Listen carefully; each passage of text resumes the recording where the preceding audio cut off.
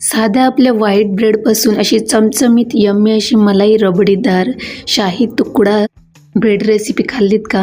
अगदी याची जी रबडी आहे ती पण एकदम रसरशीत बनते, अगदी खायला एकदम टेस्टी लागते आणि बनवायलासुद्धा तेवढीच सोपी आहे. आणि ही रेसिपी अतिशय झटपट बनणारी रेसिपी आहे. तुम्ही नक्की ट्राय करा, फॉलो करा आणि चॅनललासुद्धा आपल्या सबस्क्राईब करा.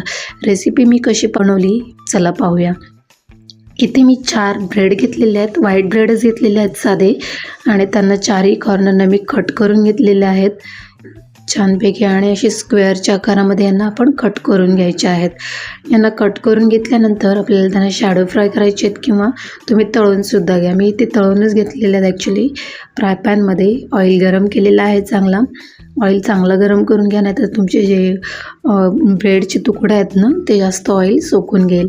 त्यामुळे ऑइल थोडा मीडियम फ्लेमवरतीच करायचं आहे आणि असे पलटून त्यांना क्रंची बनवून घ्यायचे आहेत. गोल्डन ब्राऊन कलर येईपर्यंत त्यांना असं फ्राय करायचे आहेत. दोन्ही साईडनी छान असं कलर आला की त्यांना काढून घ्यायचे एका प्लेटमध्ये. मी सगळे फ्राय करून घेतलेले आहेत आणि आता आपण याची रबडी बनवूया. रबडीशिवाय ही रेसिपी पूर्णपणे अपूर्ण आहे. तर आता रबडीमध्ये मी काय केलेलं आहे, 1 ते 1.5 कप असं दूध घेतलेलं आहे. दूध एकदम आटवून घ्यायचं आहे चांगलं. आणि त्यानंतर मी त्यामध्ये कस्टर्ड पावडर टाकलेली आहे. कस्टर्ड पावडरनंतर मी वेलचीसुद्धा कुटून घातलेली आहे, 3-4 वेलची. थोडं मी दूध इथे ॲड केलं अजून मला कमी वाटलं म्हणून. आणि त्यानंतर लगेचच मी साखर टाकली प्रमाणानुसार. तुम्हाला जेवढं गोड आवडते त्या अंदाजे तुम्ही साखर घालू शकता. आता इथे तुमच्याकडे जर कस्टर्ड पावडर अवेलेबल नसेल तर ऑप्शनल म्हणून त्याच्यामध्ये कंडेन्स मिल्कसुद्धा वापरू शकता. आणि जरी कंडेन्स मिल्कसुद्धा नसेल तरी काही टेन्शन नका घेऊ, तरीसुद्धा तुम्ही घरातल्याच दुधापासून कंडेन्स मिल्क तयार करून टाकू शकता. काय करायचं, 1/2 लिटर दूध घ्यायचं, त्याला 1 कप होईपर्यंत एवढं आटवायचं, 1-अर्धा कप होईपर्यंत.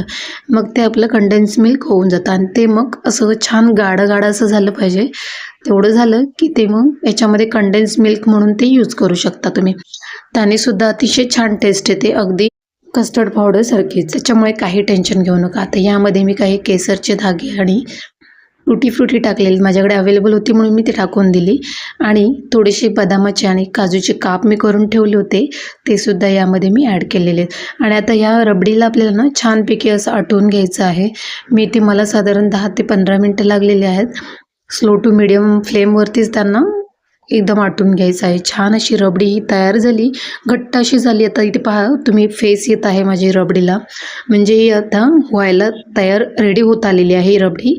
आता याची कन्सिस्टन्सी पाहताय तुम्ही, एकदम गाडी गाडी कन्सिस्टन्सी झालेली आहे, अशी झाली पाहिजे.